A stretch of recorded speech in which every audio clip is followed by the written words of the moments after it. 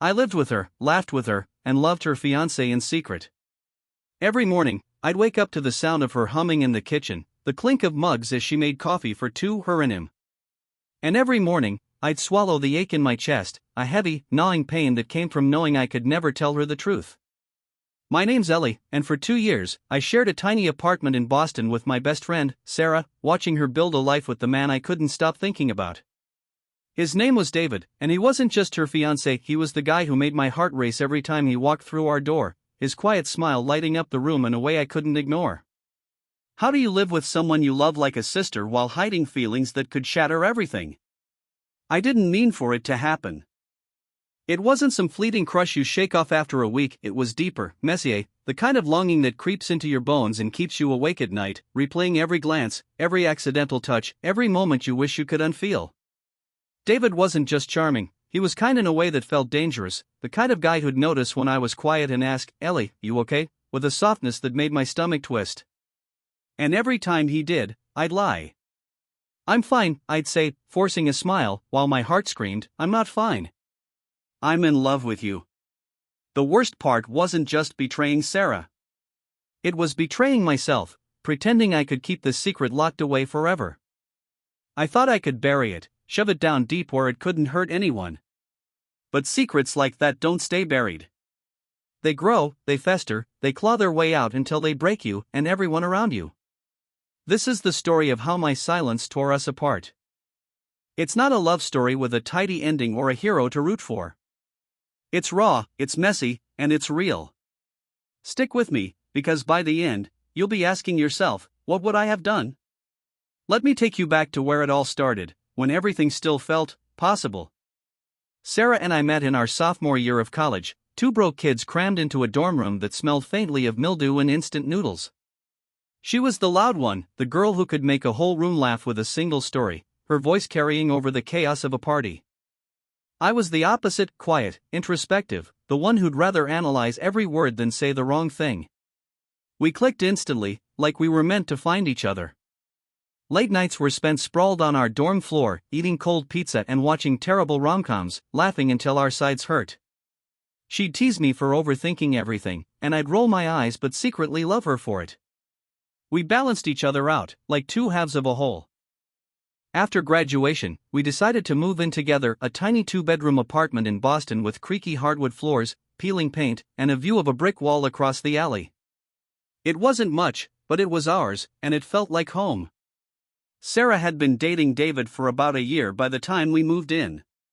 He was 29, a graphic designer with a quiet confidence that didn't demand attention but got it anyway. When Sarah introduced us, I remember thinking, he's nice.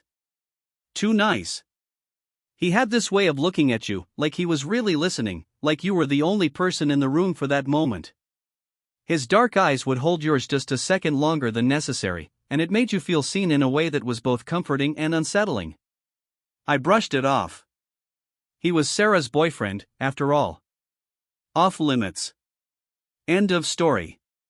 But even then, there was a flicker of something I couldn't quite name, a warmth in my chest when he smiled, a pull I told myself was nothing. 6 months after we moved in, they got engaged.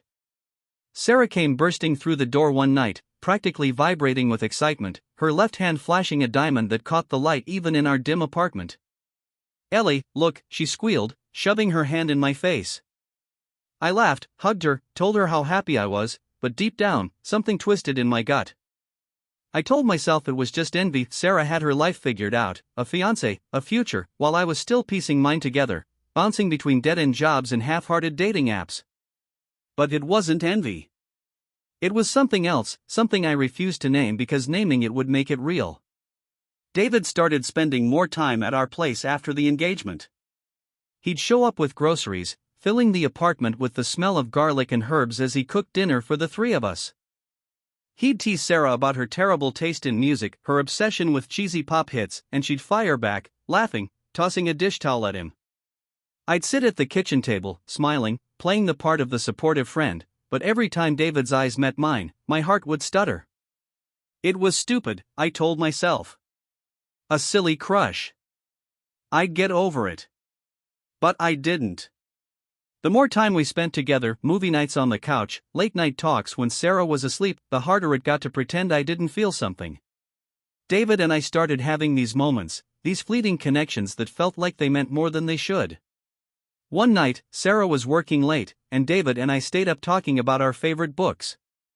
He leaned close, pointing out a line in a novel we both loved, his arm brushing mine as he turned the page. It was nothing, really, just a moment, but it felt like everything.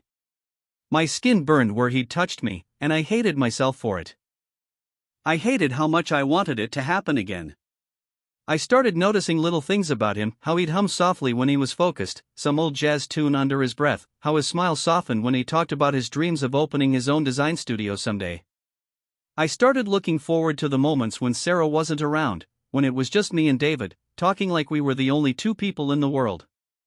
Those moments felt stolen, like I was taking something that wasn't mine, and every time, a wave of guilt would crash over me. Sarah was my best friend. She trusted me with everything, her secrets, her fears, her dreams. She'd told me about her insecurities with David, how she worried she wasn't enough for him sometimes. And here I was, falling for the man she was going to marry, letting myself imagine a life that could never be mine. I tried to pull back. I'd make excuses to leave the room when he was around, avoid eye contact, keep my answers short and clipped. But David noticed. "You okay, Ellie?" he'd ask, his voice so gentle it made me want to scream. I'd nod, mumble something about being tired or stressed, and retreat to my room, where I'd lie awake, staring at the ceiling, wondering how I'd let this happen. How had I gone from being Sarah's rock, the friend she could always count on, to someone who could barely look her in the eye without feeling like a liar? The first time I realized I was in love with David was a Tuesday night in October, the air crisp with the promise of fall. Sarah was at a work event, some networking thing that kept her out late, and David came over to fix our leaky kitchen sink, because of course he was the kind of guy who knew how to fix things, the kind who'd show up with a toolbox and a quiet determination. I was in the living room, pretending to read, trying to ignore the sound of him working, the occasional clank of metal against metal. He called me over to hold the flashlight, and I hesitated but went, crouching beside him under the sink. We were cramped in that tiny space, his shoulder pressed against mine, his breath steady as he explained something about pipes and washers. I wasn't listening. I was watching his hands, steady and sure, the way his fingers moved with precision, and I thought, I could love someone like you. Not just a crush. Not just attraction. Love, real, aching, terrifying love. I pulled away, muttering some excuse about needing water, and stumbled to the other side of the kitchen, my heart pounding so loud I was sure he could hear it. That night, I lay in bed, staring at the shadows on my ceiling, knowing I was in too deep. I couldn't keep living like this, pretending everything was fine while my feelings grew louder, messier, more impossible to ignore. I started avoiding David altogether, skipping movie nights, leaving the room when he entered, keeping my distance like it could somehow erase what I felt. But it didn't work. If anything, it made things worse. Sarah noticed the change in me. "You're being weird," she said one morning, stirring sugar into her coffee, her eyes narrowing as she looked at me over the rim of her mug. "You and David used to talk all the time. Did something happen?" My stomach dropped, a cold sweat prickling my skin. "No," I lied, forcing a smile that felt like it might crack my face. "Just stressed about work, you know?" She nodded, but I could feel her watching me after that, her gaze sharp, like she was trying to puzzle out what I wasn't saying. And David, he didn't push, but I'd catch him looking at me across the room, his eyes searching, like he was trying to figure out what had changed between us. The tension in the apartment grew thick, heavy, like a storm cloud waiting to burst. I started noticing things I hadn't before, how David and Sarah's fights were getting louder, more frequent, their voices carrying through the thin walls of our apartment. Sarah would snap at him over small things, like leaving dishes in the sink or forgetting to text her back, her tone sharp and brittle.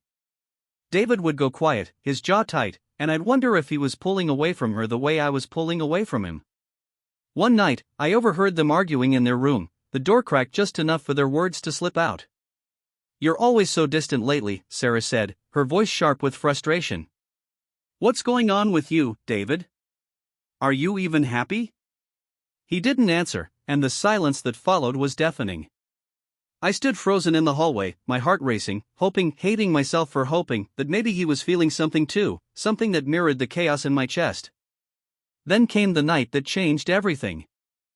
Sarah was out of town for a weekend conference, some work thing in New York, and David stayed over to work on a freelance project, his laptop set up on our dining table, papers scattered everywhere.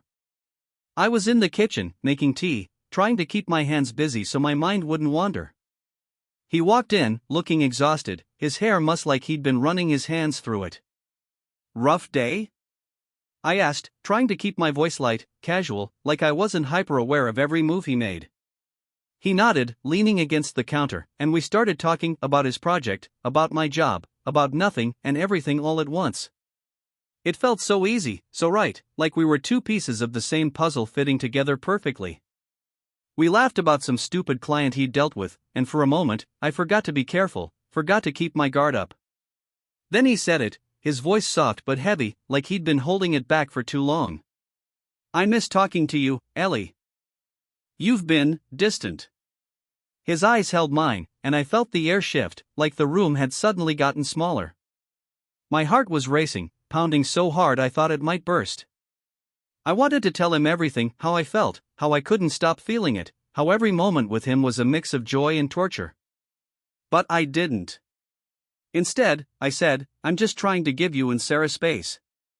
It was a lie, and he knew it.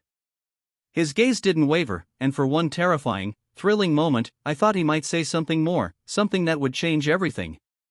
He stepped closer, close enough that I could smell the faint cedar of his cologne, and my breath caught. But then he stopped, nodded, and turned away, leaving me standing there, shaking, wondering what I'd almost let happen. After that night, the guilt was unbearable. Every time I saw Sarah, I felt like a traitor, like every smile I gave her was a lie. Every time I saw David, I felt like I was drowning, caught between wanting him and hating myself for it. I started keeping a journal, pouring out my feelings in messy, tear-stained pages, hoping it would help me make sense of the chaos in my head. I'd write late at night, when the apartment was quiet, scribbling down every thought, every moment that haunted me, his smile, his voice, the way his hand had brushed mine under the sink. But writing didn't help. It only made the truth clearer, sharper, like a knife. I was in love with David, and I couldn't tell anyone.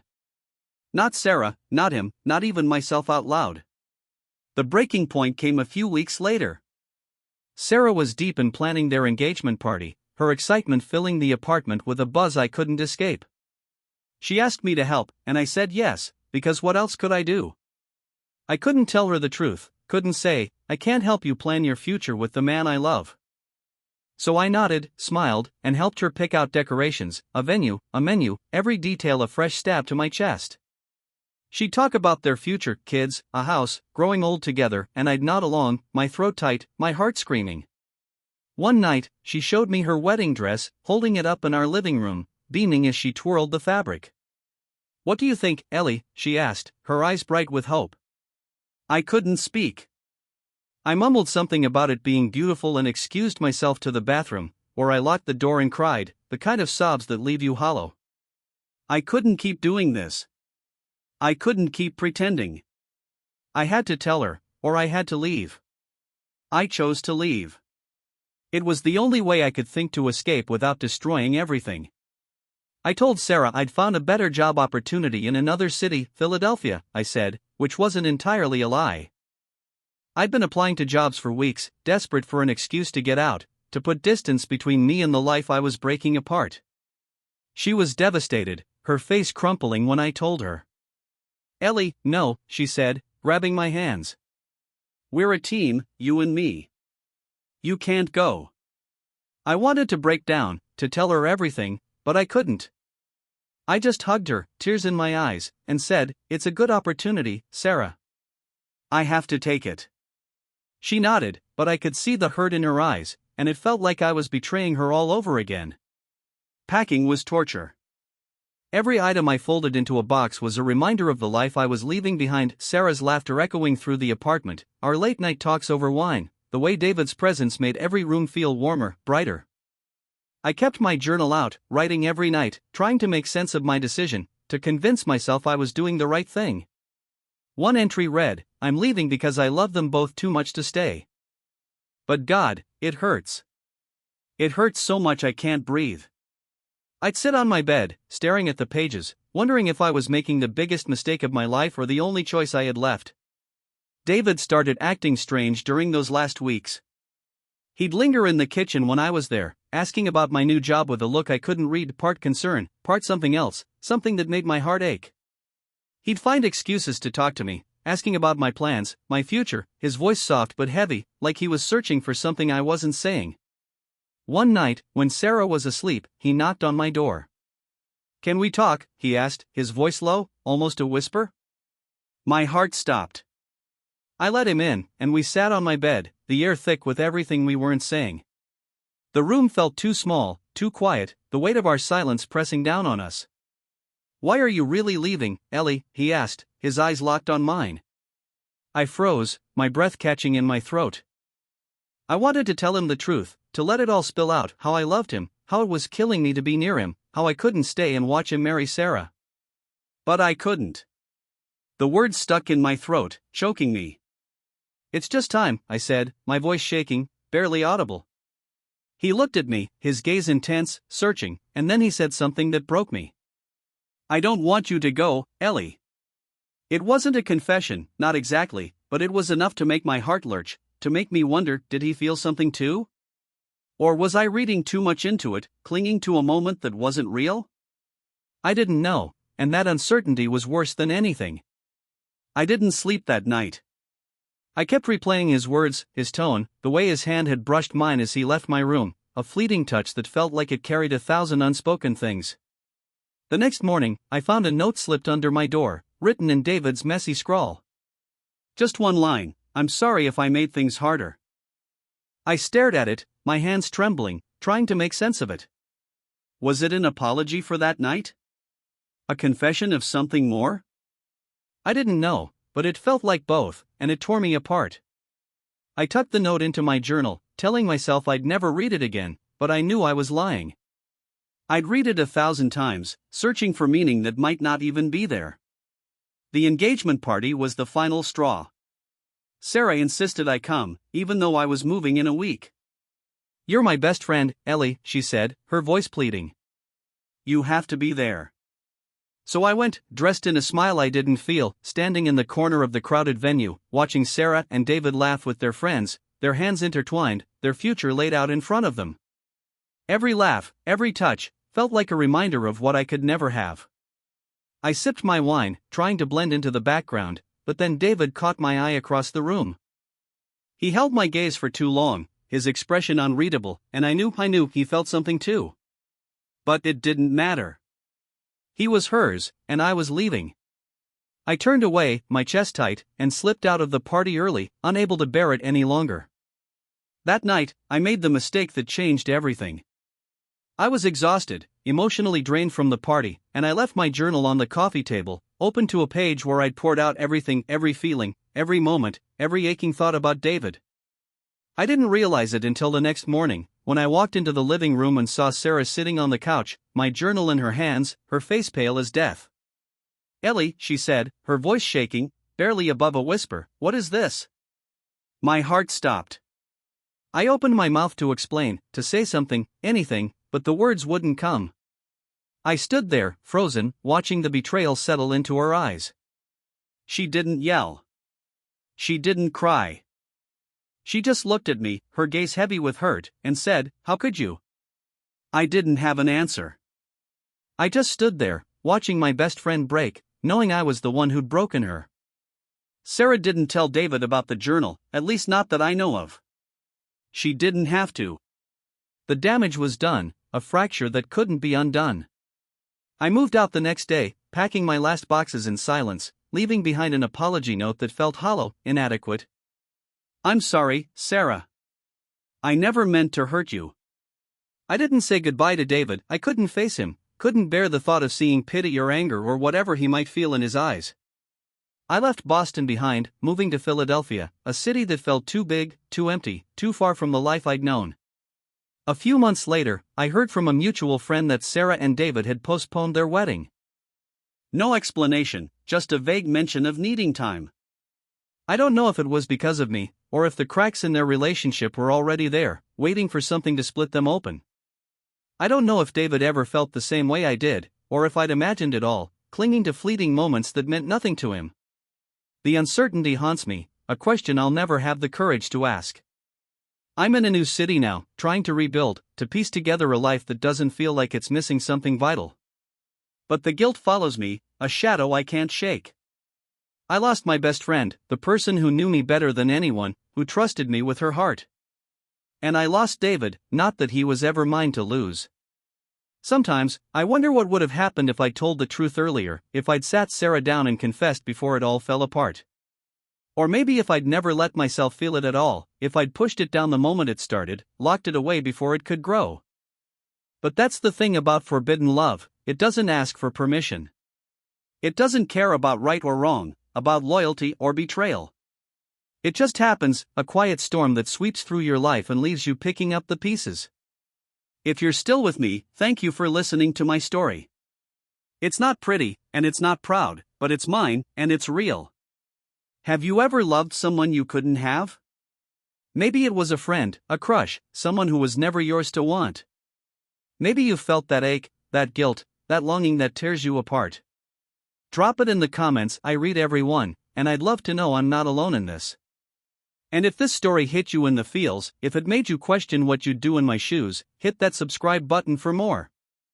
Trust me, we've got plenty more stories like this, raw, messy, and real, that'll keep you up at night, wondering where the line is between love and betrayal, and what happens when you cross it.